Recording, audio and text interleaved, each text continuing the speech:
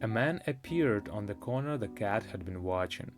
Appeared so suddenly and silently, you'd have thought he'd just popped out of the ground. The cat's tail twitched and its eyes narrowed. Nothing like this man had ever been seen in Private Drive. He was tall, thin, and very old, judging by the silver of his hair and beard, which were both long enough to tuck into his belt. He was wearing long robes, a purple cloak which swept the ground, and high-heeled buckled boots.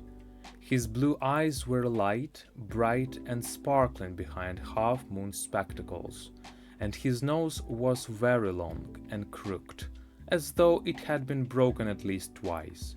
This man's name was Albus Dumbledore. Albus Dumbledore didn't seem to realize that he had just arrived in a street where everything from his name to his boots was unwelcome.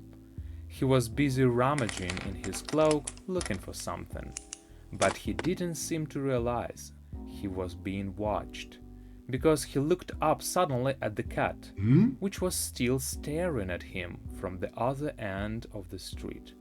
For some reason, the sight of the cat seemed to amuse him. He chuckled and muttered, "I should have known." He had found what he was looking for in his inside pocket. It seemed to be a silver cigarette lighter. He flicked it open, held it up in the air, and clicked it. The nearest street lamp went out with a little pop. He clicked it again. The next lamp flickered into darkness. 12 times he clicked the put-outer, until the only lights left in the whole street were 2 tiny pinpricks in the distance, which were the eyes of the cat watching him.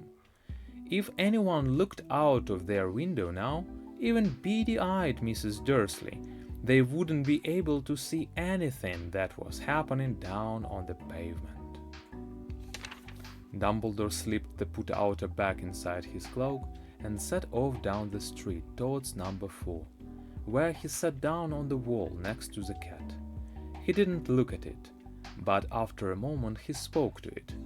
"Fancy seeing you here, Professor McGonagall."